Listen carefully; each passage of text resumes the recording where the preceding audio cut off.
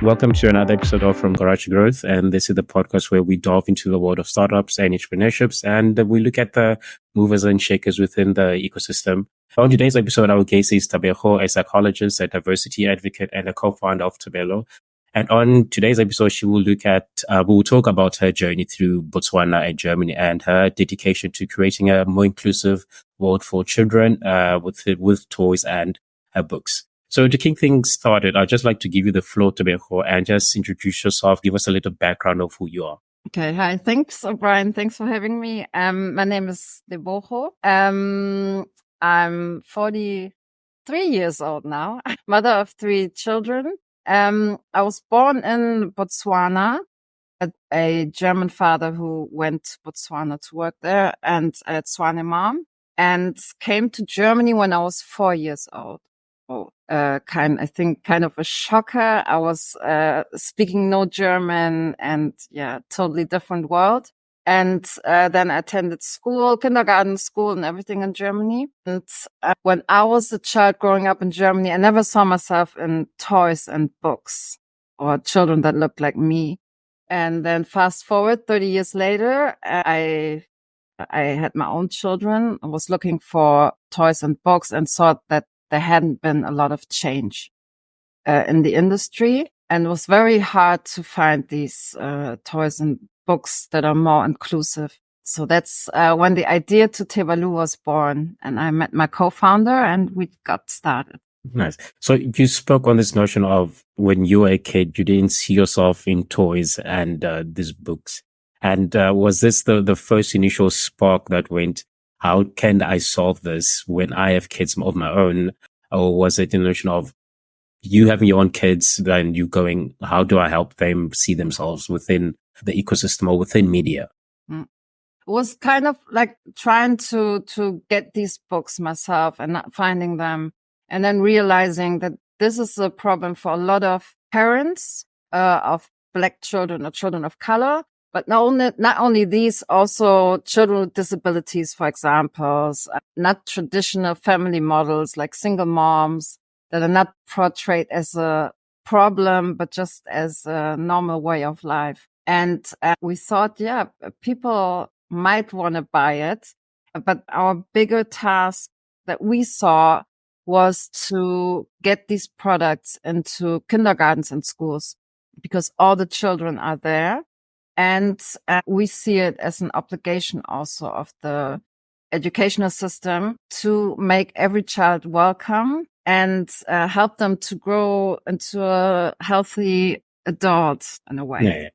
Yeah. So most of your books touch on hot topics currently with regards to racism, how to deal with prejudice in the classrooms, and how as a white person, what topics you should avoid, or how to maneuver around these topics. As an author, how do you go about approaching these conversations, and as well as how do you go about approaching them with young children as well?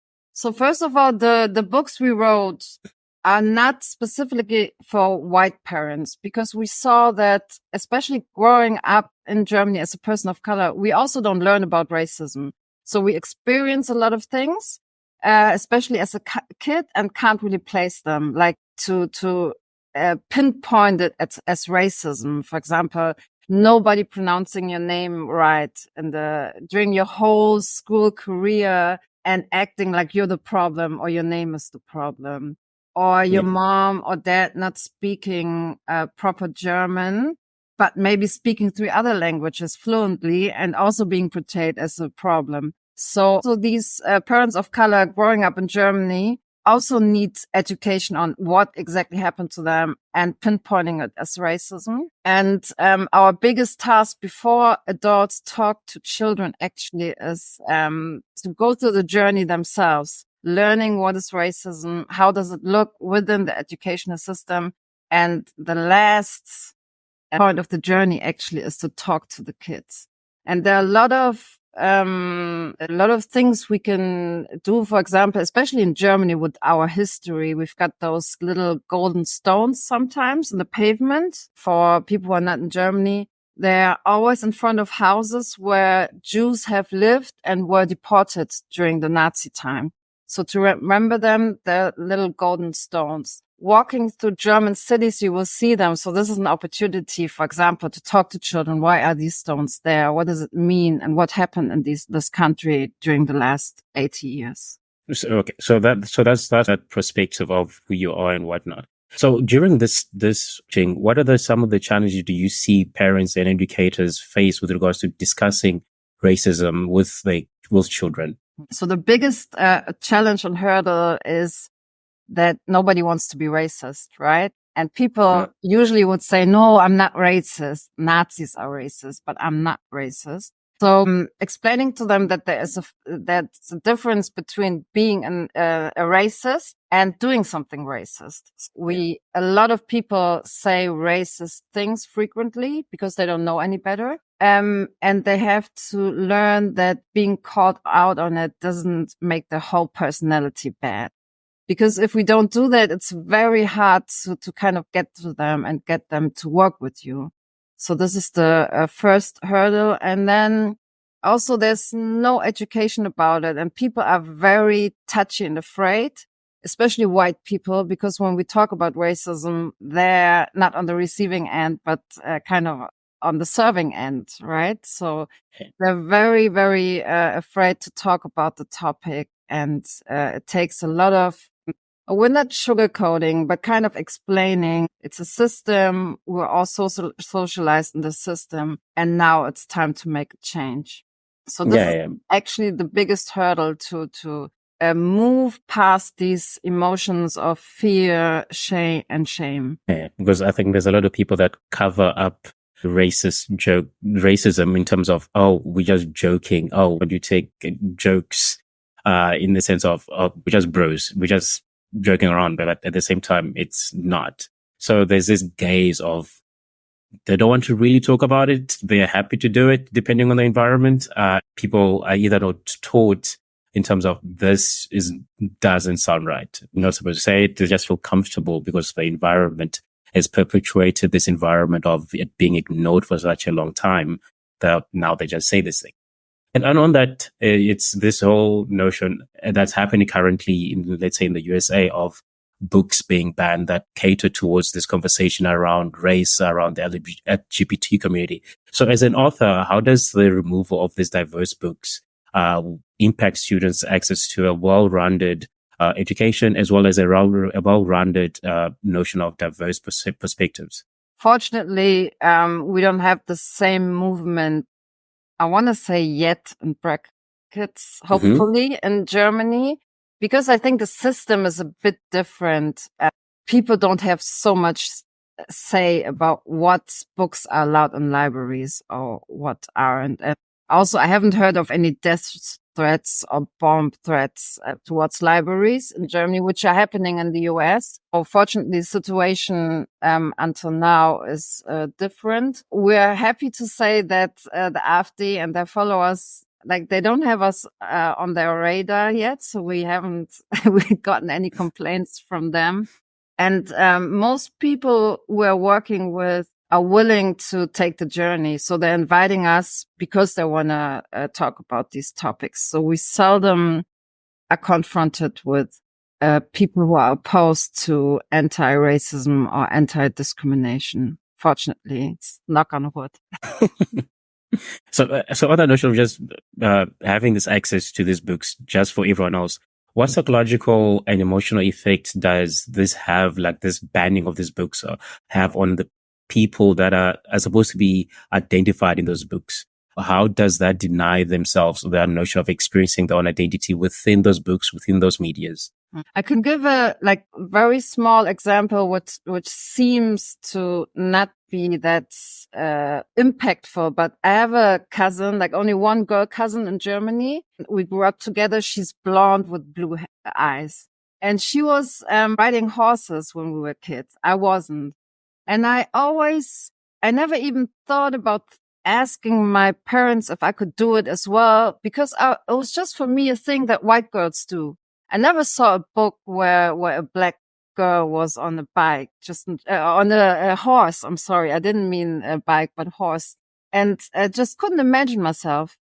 riding a horse. So it just robs children of a lot of opportunities in life. Could I be a rocket science? Could I be a doctor? Whatever you want that children are, what they see in their books. And the same is for girls. We used to have a lot of family books. We still have, but it's getting better, where typically the mom would stay at home and do all the care work. And then in the morning, the dad leaves and he has to go to work and goes outside. So dad is for the outside world and mom is at home. So what does that tell us little girls? That this is going to be their role when they grow up, right? So, and also, apart from the opportunities, it's kind of like what we don't see also kind of doesn't belong to the society. You know, you're there, but you're not really part of the society because you're never portrayed. Your story, your family, your religion is not important enough to be portrayed in a book. Yeah. This is what still happens. You know, we have a huge population of, for example, Muslim kids, and they're celebrating Eid. Christmas is a huge thing in Germany. All the schools and kindergartens are decorated and everybody's talking about it. Eid is just as big. But what the kids experience, that this joy in their families, like meeting for a whole month of Ramadan and eating together and then getting presents at the end of Ramadan, is not acknowledged and not talked about in the schools, or it's being portrayed as a problem. Should kids really fast? It's unhealthy, blah, blah, blah, all this bullshit. So they start retreating, right? Because they see that a part of their identity they can't really show. And so we have all these little groups that feel like they don't belong and they can't really show all of them. Yeah, that's true. And I think that also applies to the Black community, where I think when I was in school, we're not allowed to have a certain type of hair. Like, I think in school before I couldn't have dreads, but I've seen a shift lately where kids back home that are in high school or primary school have dreads now. So there's been a shift that's been allowing people to kind of enjoy certain things about themselves that are culturally connected to their cultures.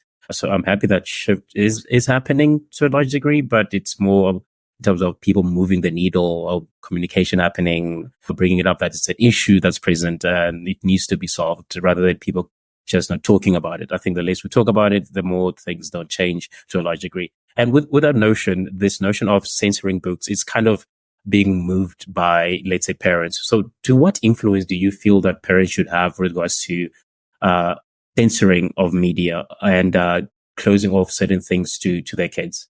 Well, I mean, at home, we can't tell them what to do, right? They're going to do whatever they want. This is especially why we want to get into focusing on the educational sector in Germany after fourth grade. Berlin is a bit different, but most of Germany after fourth grade, the kids are separated into different schools. And this is like in one school, you're going to have the people that are going to go to university and study and most likely are going to earn more money later. The other kids, and they don't meet anymore, right? Only when the one is working for the other, for example. Society is very much separated very early on. So in these first 4 years of school and in kindergarten, this is our chance to really reach all the children, no matter what their parents' idea is of what the kids should learn and should not learn. So I think there's the parents shouldn't really have a say in what the school and children's library has to offer. I mean, they can make suggestions, especially because most of the libraries in the kindergartens are still not very inclusive. Yeah. But censoring is also, with our history in Germany, a very touchy topic. There have been book burnings like crazy. So a lot of knowledge has been burned. The censorship and burning has a bad history, so we should be careful in going that direction again. That's true. And what you spoke about schools and making more things available. What do you think? How can they kind of cater towards a balanced environment of creating a more diverse environment of diverse books. How do you think schools can kind of promote this more? I mean, first, the schools, they also have libraries for the kids, but the educational books are difficult because it really takes years to change them. There's still a lot of racist, can I say shit? Yeah. I have to say there's a lot of racist shit still in German school books. But it's just a really long process of changing them. So we tried to get into it, but saw that it's just it's difficult. Other people are doing it already. But talking to the kids about it, I mean, they have project weeks, for example. They can do one about diversity and inclusion, for example. Then they're gonna read books which the teachers can choose. So also there was just another mom that told us that her child read a book and the N-word was in the book. And in the book itself, and this was at school available? In the book, a book they had to read was an assignment, and the N-word was in it. This happens in Germany on a daily and regular basis. So the teachers really need to read this stuff before they give it out to the kids, because a lot of these old books have words in them or phrases or just portraying people in a certain way, which today we know is not okay. Yeah, definitely. So I just want to move the conversation a little bit to the establishment of your startup. What inspired the name a little bit? How did you and your co-founder reach this consensus with regards to the name? Yeah, we were, when we were looking for a name, we were thinking about something with diversity, but then we thought it's difficult, in German, the word, not everybody knows what it means. So we skipped that. Then the German language doesn't have a lot of swag, a lot of it just doesn't sound nice. And we have these long ass words. So we thought, okay, it has to be some kind of fantasy name. We couldn't make anything up. So we had a bottle of wine and got a bit narcissistic, and then just mixed both our first names, Tebogo and Olaolu, and came up with Tebalou.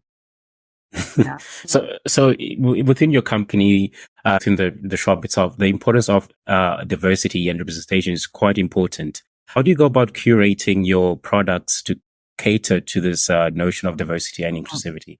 So we started in 2018, and it was very frustrating. It was really that in Facebook groups, the group for parents of Black children, they had Excel sheets with books. And a lot of these books weren't available anymore or whatever. But we started with these lists, basically. And then we got all the publishing houses to send us catalogs. And sometimes we had 500 pages and would only find one or two books that would fit our criteria. But then after people got to know us, it kind of changed, that the publishing houses actually now, not all of them, not the big ones, but especially the smaller ones, are sending us suggestions. In the children's book market, for the little ones, because there's only a little bit of text and a lot of pictures, they also start being more inclusive in the pictures. So there are more products available now. We tried to go outside of Europe, but as a small startup, just saw we didn't have the resources for the whole what's called the process of buying products from outside the EU, importing and exporting them. Yeah, the importing with the taxes and everything. And also because we're focusing on German books, it's we can get them within Germany. But it was really, we started with 200 products, hand-picked. And now we have, I think, 1,400, something around that. So it got better during these years, definitely. So during your first initial years of coming up with the idea, working through, figuring out what works, what doesn't work, and especially as a woman of color within the Berlin or the German ecosystem, the startup scene, what were some of the challenges that you faced at the early stage, and how did you somewhat overcome those challenges? Money. You don't get any money. I think like 2% of VC money goes to women, and we're talking about white women. Yeah, it's 0 point something if you're looking at 2%. Like it just wasn't possible. Like a white guy from the right university would just have his PowerPoint presentation with a crazy idea, and just like especially during these years of 2018, would just be thrown money at them. They would get millions for just Bullock's ideas. So we had to bootstrap. We got we called all the relatives and brothers and friends, and who we had at I think we started with 5,000 euros. That was it. Got a website going, bought the first products, and then kind of like whatever we got in, we would put it back into the company. And this is how we grew. After, I think, a year, we were able to get it's called microcredit, like a small loan, especially for female entrepreneurs, because usually you would need something to back the money, right? Like a security. Yeah. But the town of Berlin gives you the security and you get the money, which is also like for a business small money, 20,000. But was for us, it was a huge step. And then end of last year, we finally managed to get a team of angel investors. Nice. Yeah. So it was quite a long way to get to that point. Yeah. So with that struggle that you've referenced now, how do you feel can the African community actively collaborate within itself and build a more supportive ecosystem that helps people within the entrepreneurship ecosystem? I think what we really need, because I mean, there are Black people with money. Mm-hmm. Also in Germany. And I think what we really need is kind of like a platform of angel investors that are more Black-centric. Yeah, Black-centric. Because also what we experienced is, for example, going to the bank to a white dude and explaining our idea. And then he'd be like, yeah, but I think there's a Black Barbie. And we're like, exactly, this is the problem. One, it's not enough. We need a variety of them. Going to a Black lady who's an angel investor, we wouldn't even have to explain the problem. She'd understand right away. We just have to come up with the numbers. But numbers is a problem in Germany, because after also, again, history, after the Nazi time, we don't collect numbers of ethnicity, for example. Like you have in the US, you have to click the census. Race. We don't have that. So it's very difficult to go to investors and say, yeah, it's around about 1 to 2 million Black people in Germany. We're not sure. Mm-hmm. And we can't tell them anything about their, like how much they're spending, what they're spending on.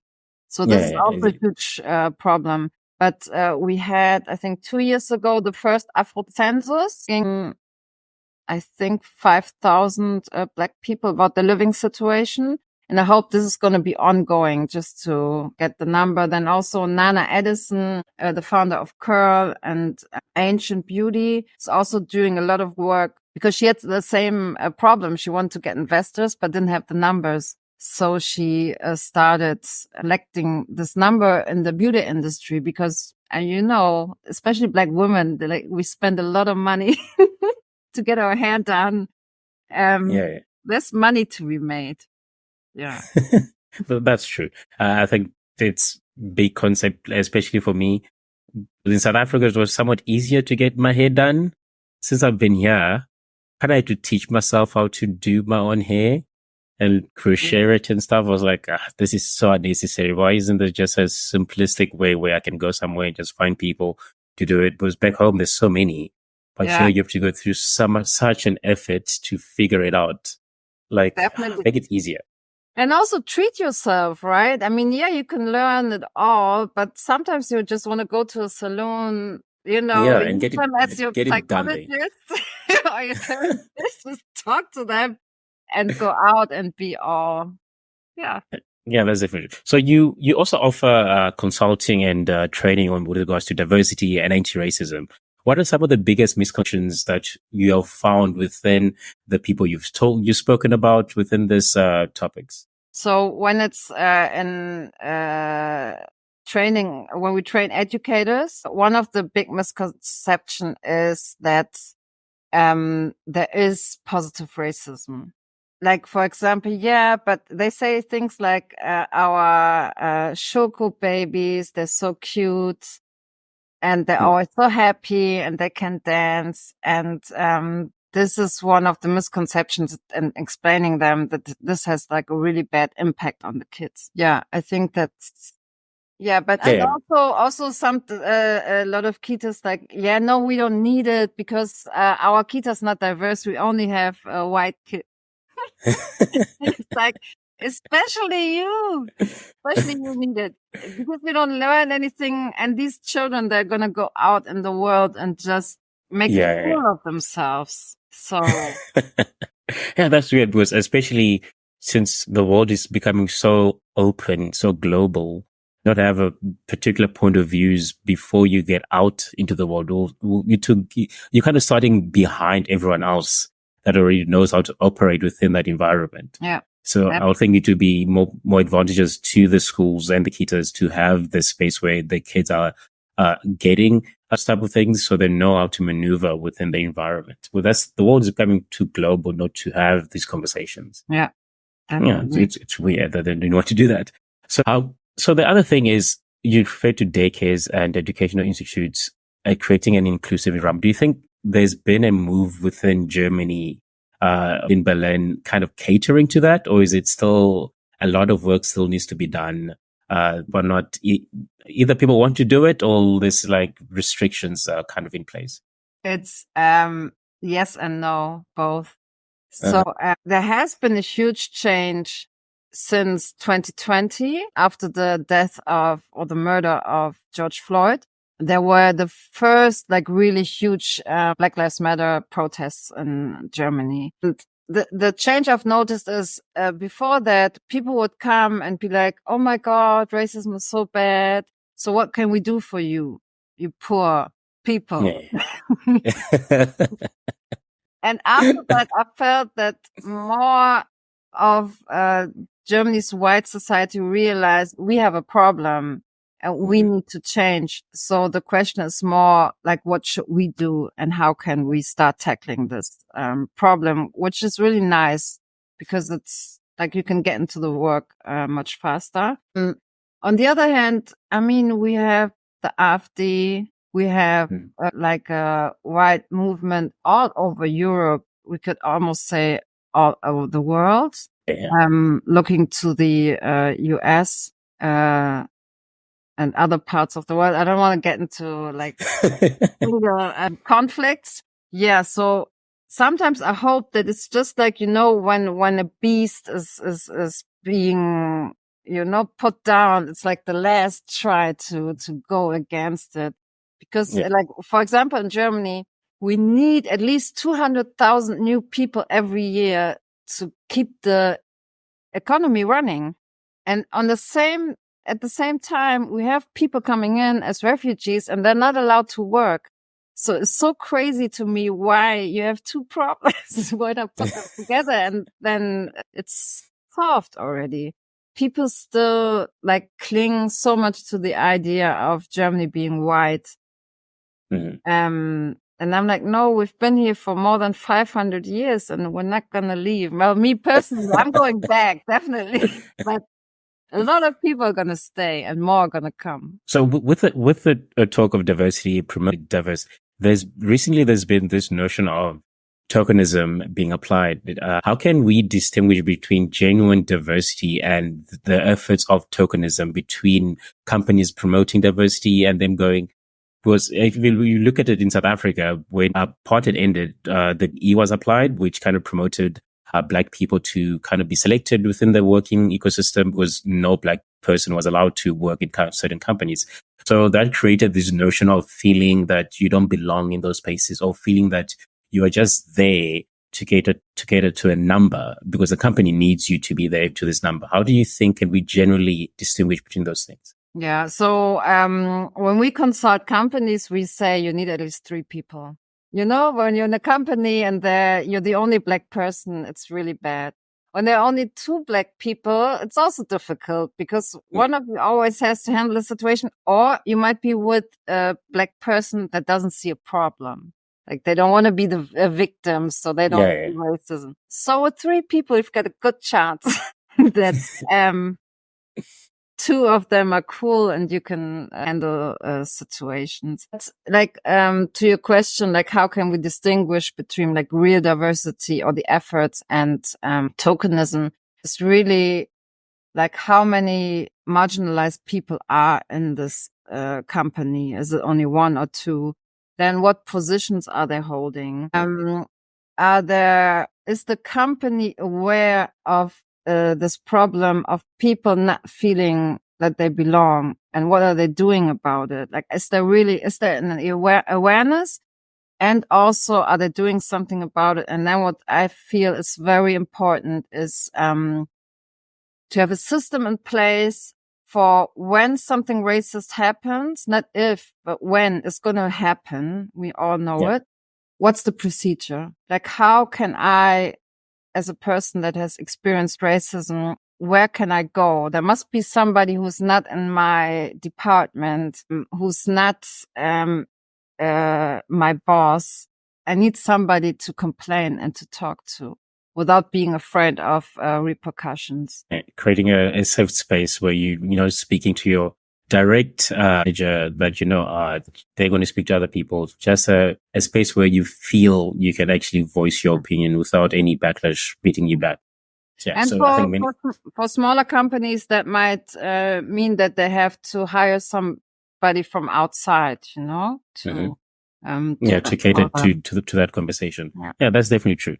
So within the company itself, what's the long-term vision do you have for Tebalou, and how do you hope to see the company evolve in the coming years? We want to be the go-to place for all the kitas and schools in Germany to buy their materials. I think we've done quite good up to now, like with the resources we have to be out there and let people know that we exist. Not everybody knows us yet. So this is one thing that has to change. And definitely grow the team because now is still a lot of tasks Ola Olu and I have to do because we don't have the women power yet to do it. And to measure the impact of Tebalou and the impact of your books within community or within kitas with regards to driving the notion of inclusivity and diversity? It's very, very difficult to measure because we'd kind of have to follow up with the children. But we don't really get in contact with the kids. What we can see is, especially when we're being invited to conferences for, let's say, 400 kita educators, we see like a huge difference with organizations that have been doing the work for 2 years or to go somewhere for the first time. It's really crazy. Like the ones that have been doing this for 2 years, they're like, yeah, we should be doing this every month. And it's so important. And they see the impact on the children, like how much, also families that might be first generation immigrants, because we also teach them about that. Like, for example, when you invite the children, the parents to the schools, allow them to have somebody translate for them, like tell them beforehand, like you're very welcome to bring your sister, your friend, whoever who can translate. When they go into the kitas, like the welcome, have it in 15 languages. So people know, okay, it's just like a lot of small signs. And then they see the difference in how parents suddenly involve themselves in the kitas because they also feel welcome and not afraid to get involved in their kids' education. But like really like hard numbers. I mean, in this field, There are people writing their PhDs about how to measure the impact of schools of and sustainability or diversity. It's very difficult to get hard numbers, in fact. definitely. So as we kind of reach the conclusion to our conversation, there's generally two questions I'd love to ask you. So the first one is how can the listeners kind of get in touch with you, or if they want to look at your product range, where would they go in order to find you guys? Well, the easiest way is tebalou.de with OU at the end. OU, sorry. Tebalou, OU at the end, .de. And also on this website, you can get in contact with us. Okay, great. So that's where you guys can find them. And the last question is, as a Black woman or someone of color within the ecosystem or within the startup ecosystem, what advice would you impart to women that are seeking to be entrepreneurs and that are somewhat stuck currently? What advice would you have wanted to know before you actually ventured into the startup scene? Yeah.